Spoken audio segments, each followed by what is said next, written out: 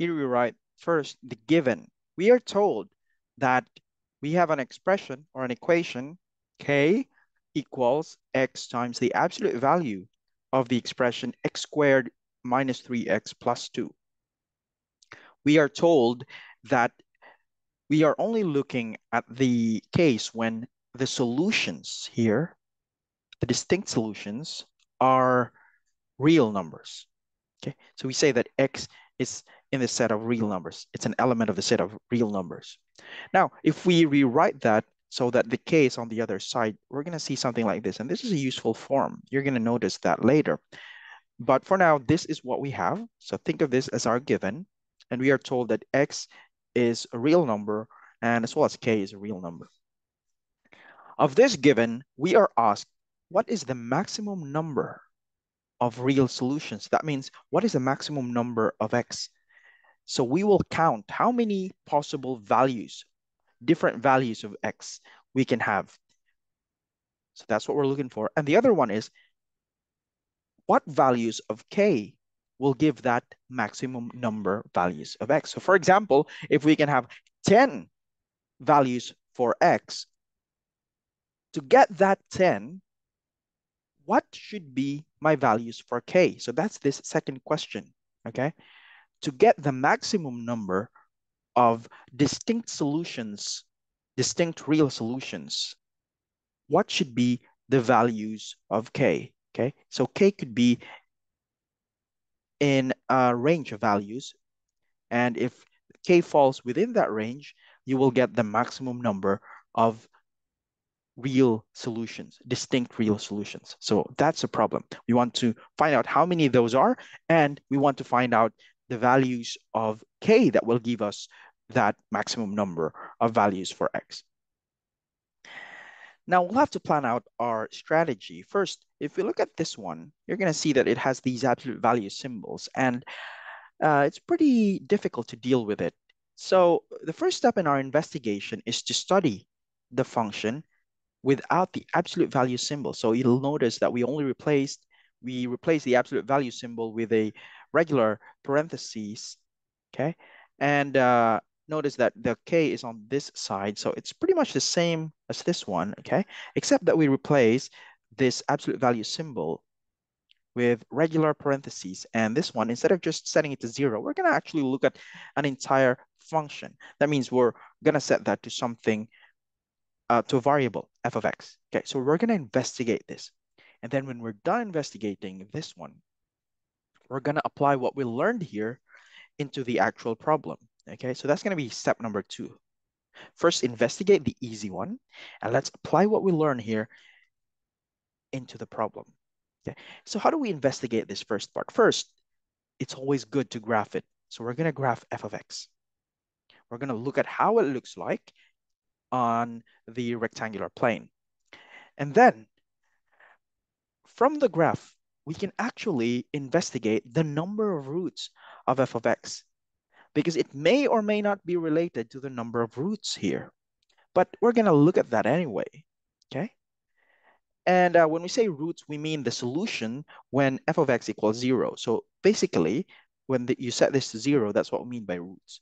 So that's pretty much like this, right? Except with the parentheses instead of the absolute value symbol here. So this is actually the root of f of x. Then we will find, so when we know the roots now, the roots are the solutions that we're looking for. Now, we can now find the range values of x that will give us those roots, okay? The maximum number of those roots.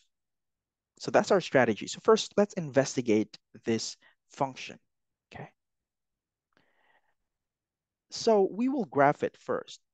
To graph this, it is always easier to look at the factored form here. So we will factor this expression here, and I'll leave you to do that, but if you'll trust me, it's gonna look like this. It's x minus 1 times x minus 2. So that's the factored form. And so the expression we wanna graph is this one, okay? x minus 1, x minus 2, replace this entire thing here. The k remains here.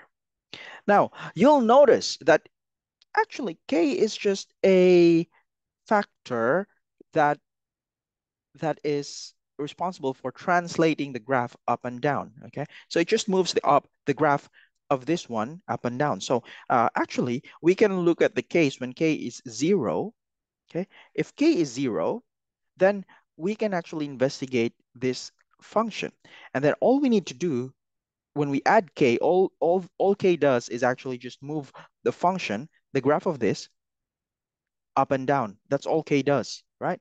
K is just a translation factor in the vertical direction. So it only moves the graph up and down. So we can start with the graph without k first. Okay, so when k is 0, yeah, that's the graph that hasn't moved up and down yet. So we're going to look at that. So we're left with this one. It's pretty simple. Now it's easy to find the roots of this, right? X, you just set each of the factors equal to 0. So this one equals 0. So x is 0. That's what we get here. This one equals 0. You get x equals 1. That's what we get here. This one equals 0. You get x equals 2. And that's what you get here. So we know that our graph goes through this point, and this point. So we now know that. Now, let's just do a little bit of investigating about the signs of f of x here and here, okay? Because that's going to tell us how the rest of the graph looks like. For now, we know that our graph passes through this bit, and this bit. Now, to investigate the signs, let's look at the signs of the factors. So x, x minus 1, and x minus 2. So x, x minus 1, x minus 2. And if you multiply them, the three of them, you're going to get the sign of f of x, right?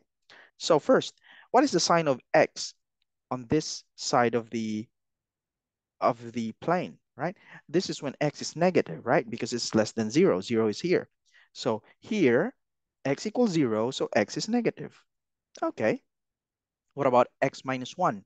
Well, x minus 1 is also negative because x minus 1, that root is actually here. So everything to the left of that, right, would be negative.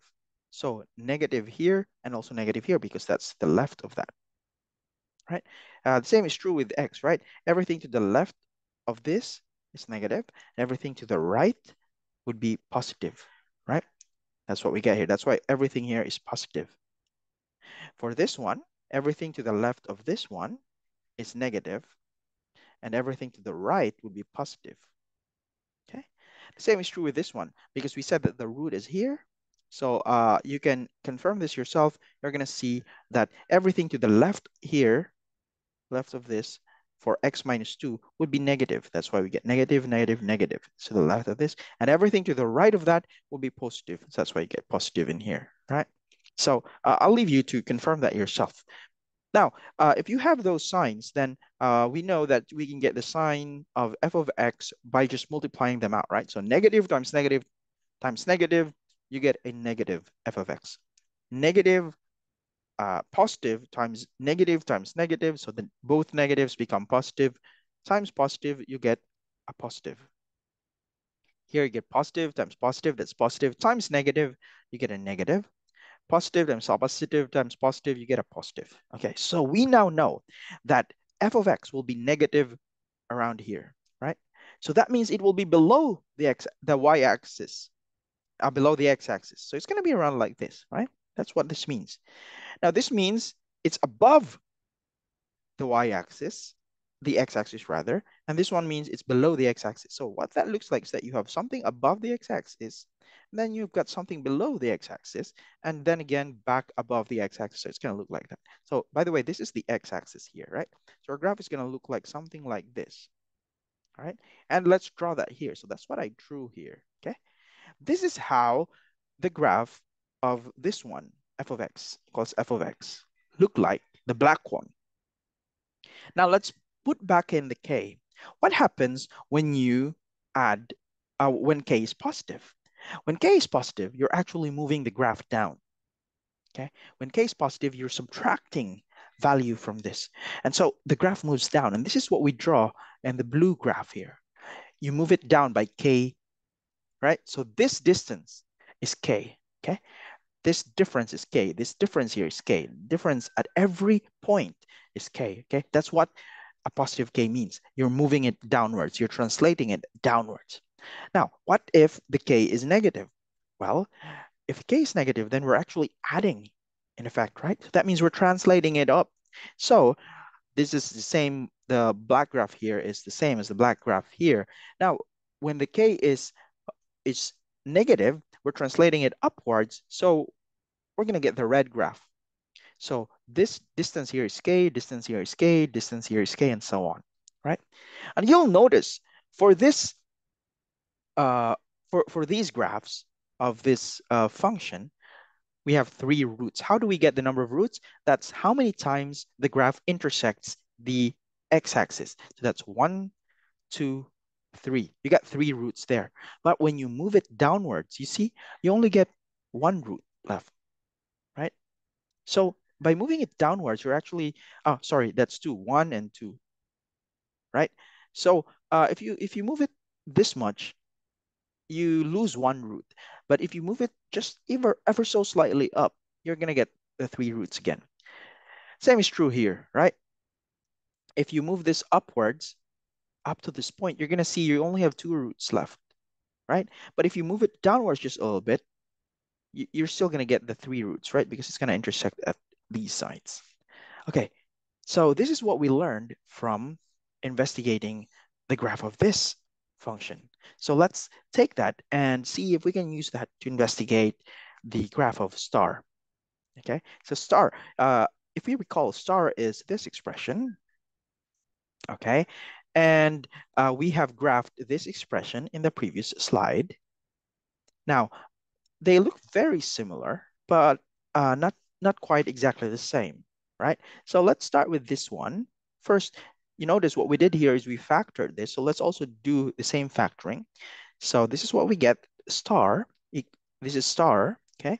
Then we just did the factoring here, like what we did in the previous slide. This one becomes this one. And because we have an absolute value symbol there, we can actually distribute the absolute value symbol and just move it here. So now we get this. Now, if we have this, we can actually move k to the other side. And so on this side, we get 0.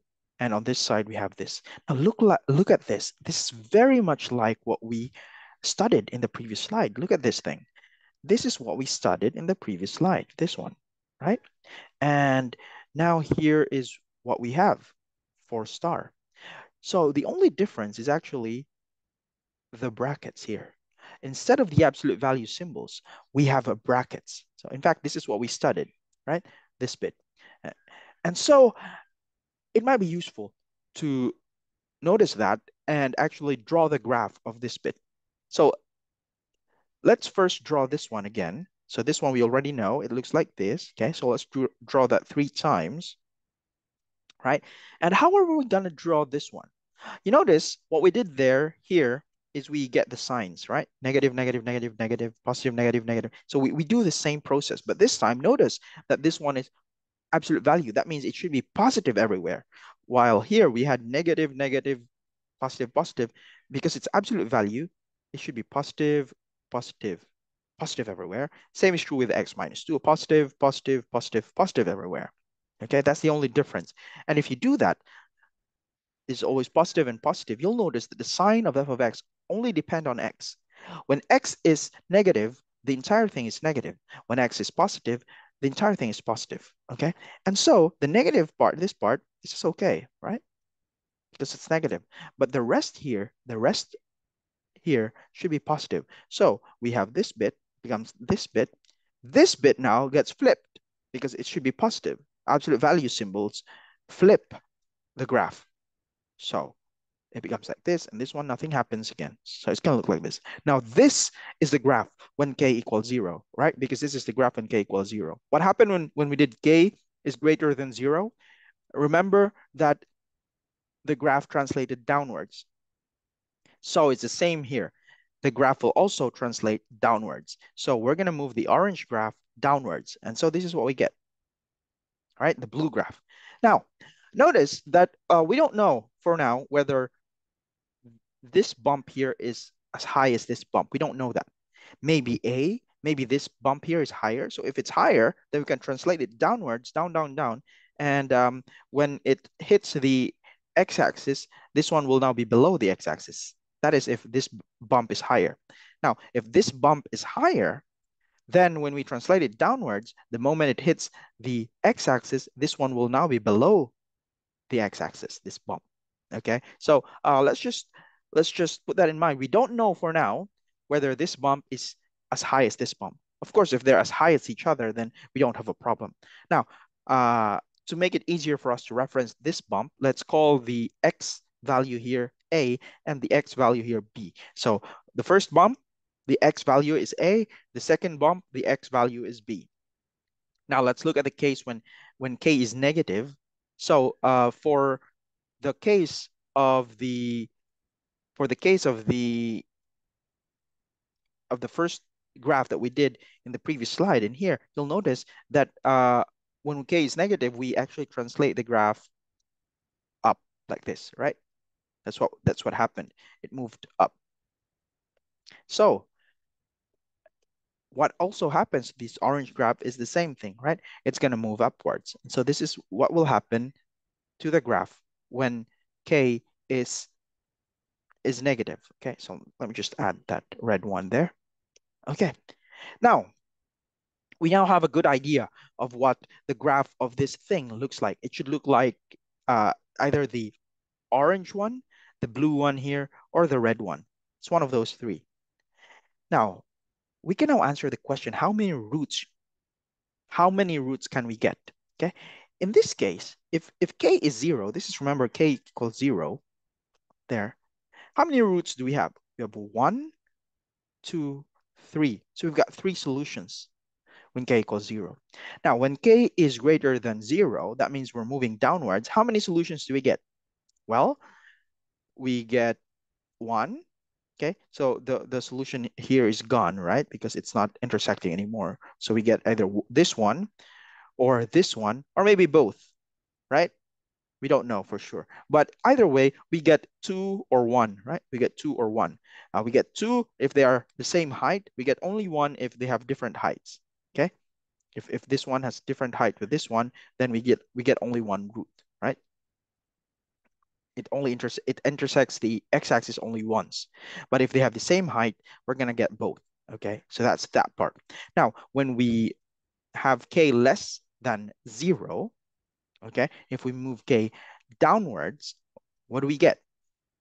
You'll notice that the bumps move up, these points of intersection move up, and now we're left with only one, right?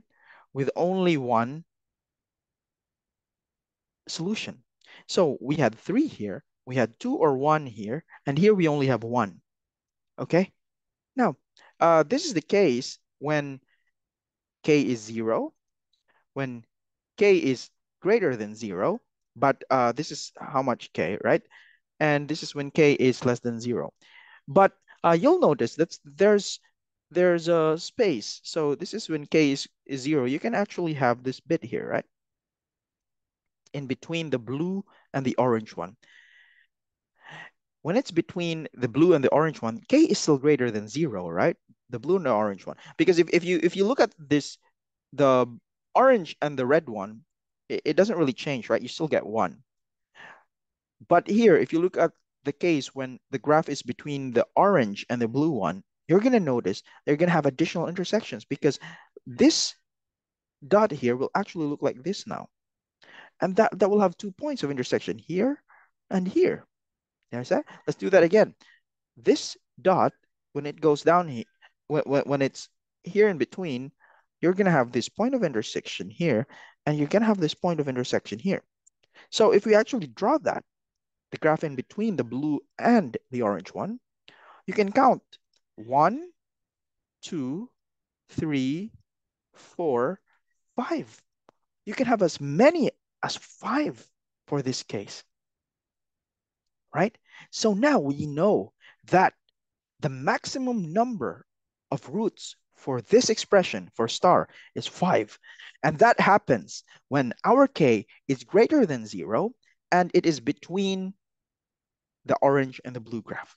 Okay, so we know that it's k should be greater than 0. So we already know that 0 must be less than k. Now we only have one more to look for. It's this bit, and we know that there are already 5 maximum number of roots. So let's look at the last bit.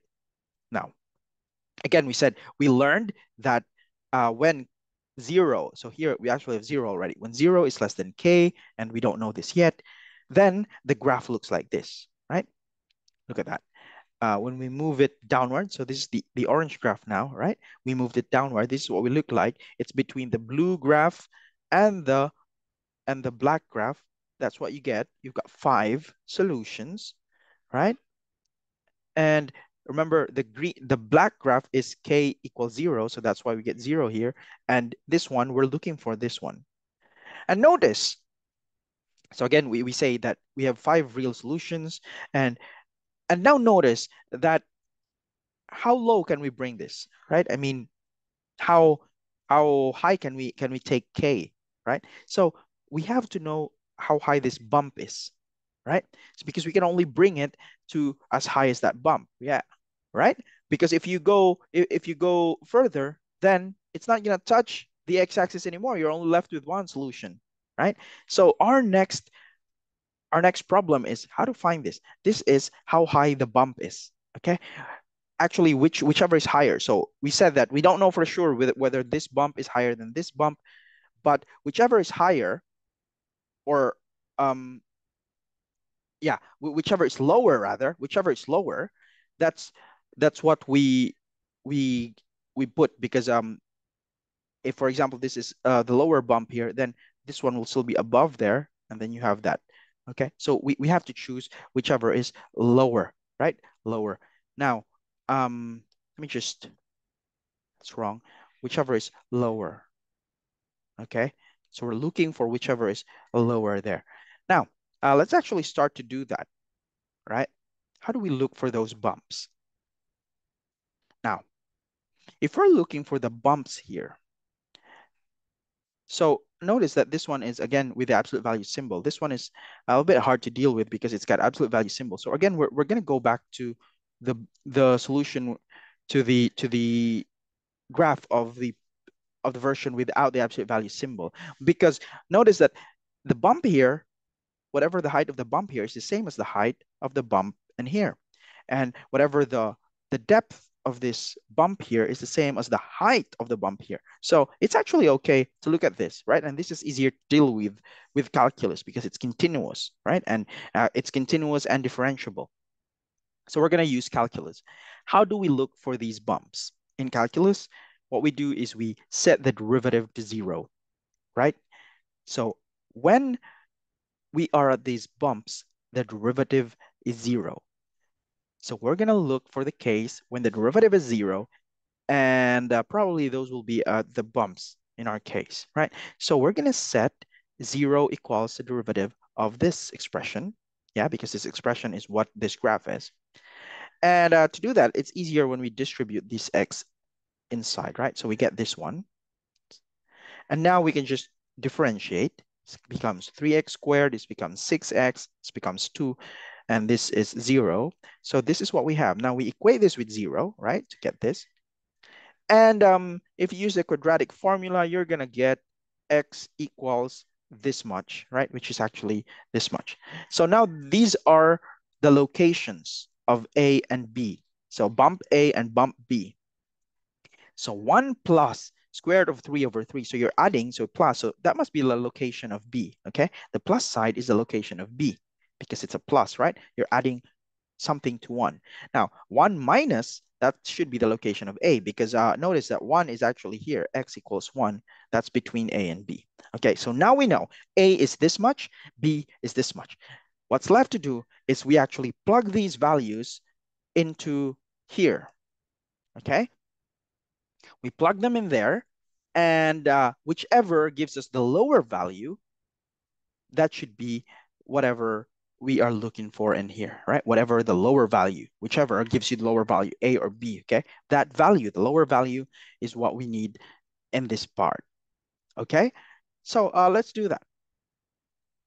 First, when x equals 1 minus square root of 3 over 3, So you're just going to plug in the values here. So this is what we have. This is from star, right? This is the original star.